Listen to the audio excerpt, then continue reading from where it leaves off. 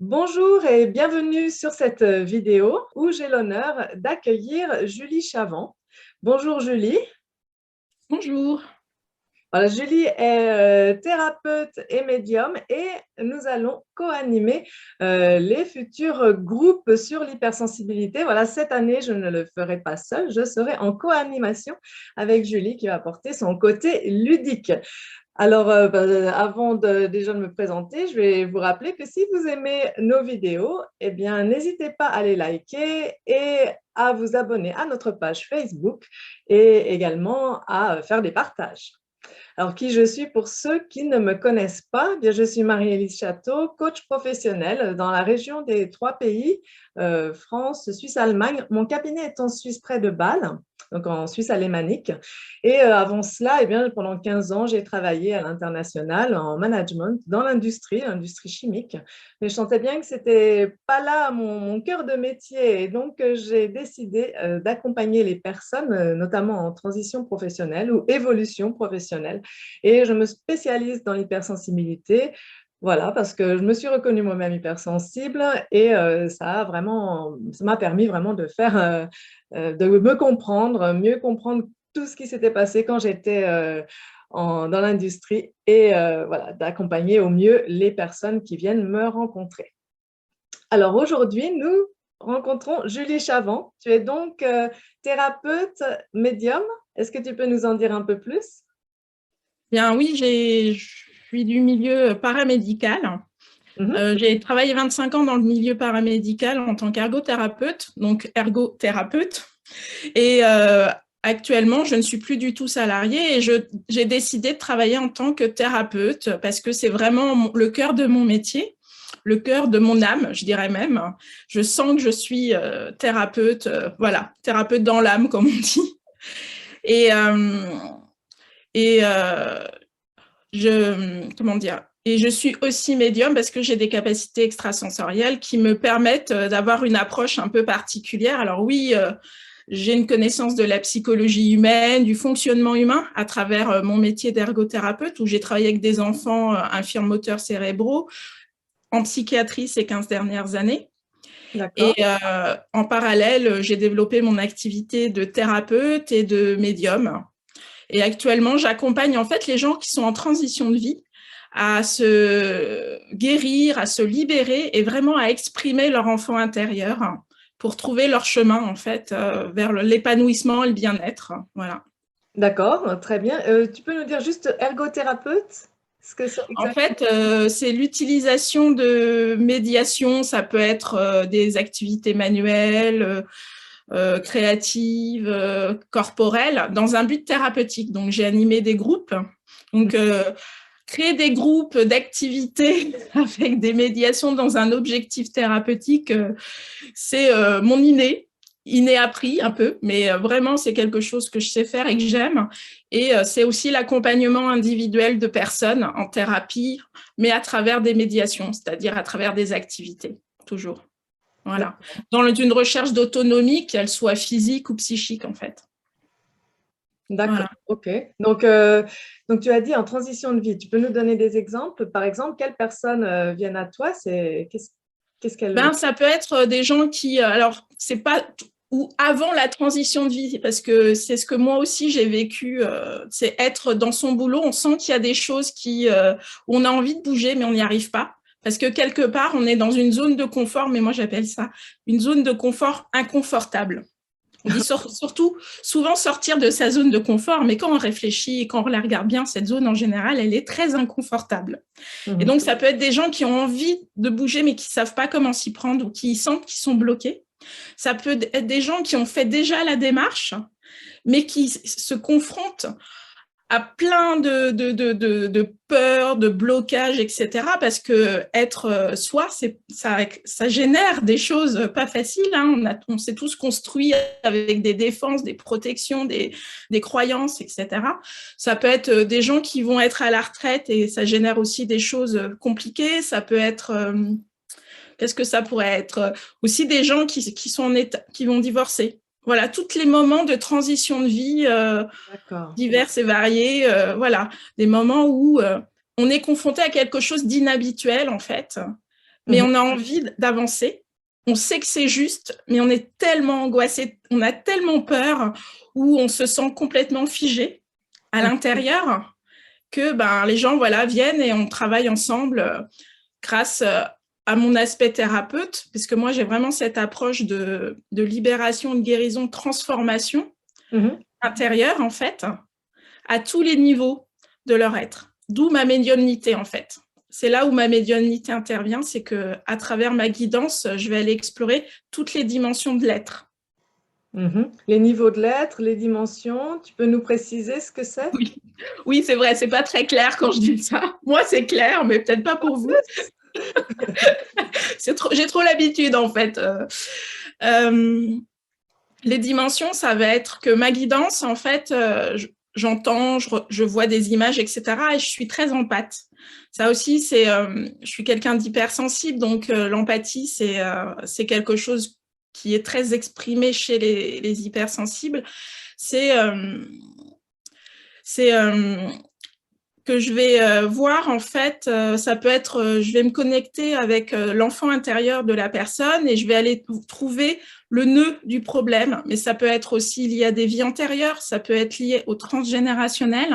C'est-à-dire que moi, les ancêtres vont venir à moi et on va travailler avec la personne, les ancêtres et moi, ma guidance. On travaille à plusieurs, hein. C'est vraiment un travail d'équipe. Et voilà, ça peut être aussi des choses. Parfois, je suis très surprise. Une fois, je suis allée dans le ventre de la mère de ma cliente. Il s'était passé quelque chose pendant la grossesse. Après, je prévois jamais. Hein. C'est en fonction. Les gens arrivent, ont un problème et on va voir d'où vient le problème. Et on va libérer aussi souvent l'émotionnel, en fait, en lien avec ce problème. D'accord, donc en fait, c'est proche du channeling, on peut dire, la canalisation. Oui, je canalise effectivement des infos, j'ai des aides. Après, moi, je les nomme pas.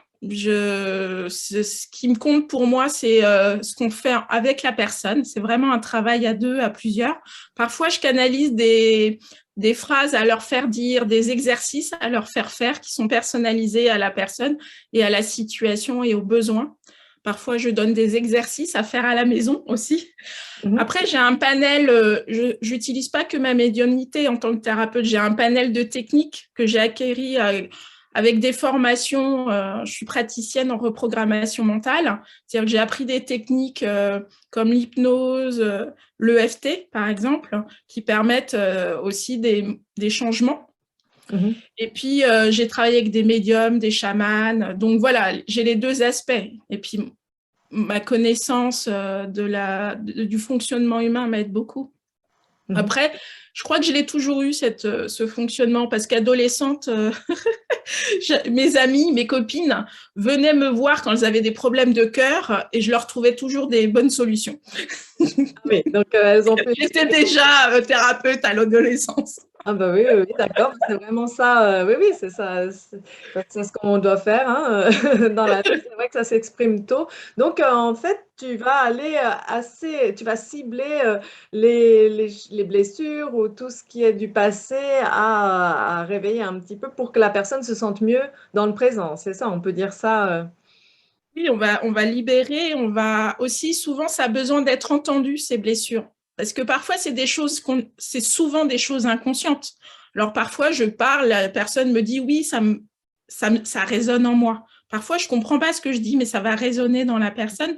Et je me rends compte que ça a besoin de monter à la conscience aussi pour être libéré. Ça a besoin d'être entendu.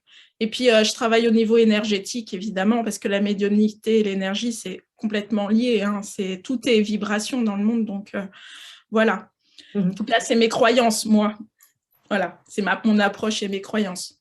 Oui, donc aussi, tout est vibration. Ça me fait penser à quelque chose que j'ai vu hier soir et c'était content de montrer un appareil sur la télé qui, par notre pensée, va permettre, par exemple, de mettre sur pause ou de faire simplement par la pensée. En fait, ça marche. Donc, le journaliste qui présente ça, il n'y croit pas lui-même. On voit bien que ça va être de plus en plus montré par l'expérience avec ces nouvelles technologies, effectivement, hein, le pouvoir de l'énergie, de la pensée. Oui.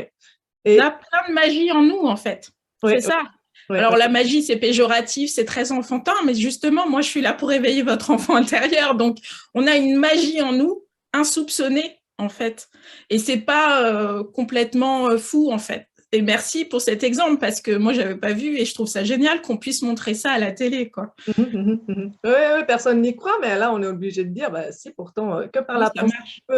Oui, oui, ils le disent bien, c'est des infos perçues par, par la télé. Bon, et du coup, dans les groupes, j'avais vu effectivement que tu peux pressentir les personnes, par exemple, si elles ont des douleurs. Donc, ça marche hein, en visio aussi, parce que les groupes qu'on va animer, ce sera en visio.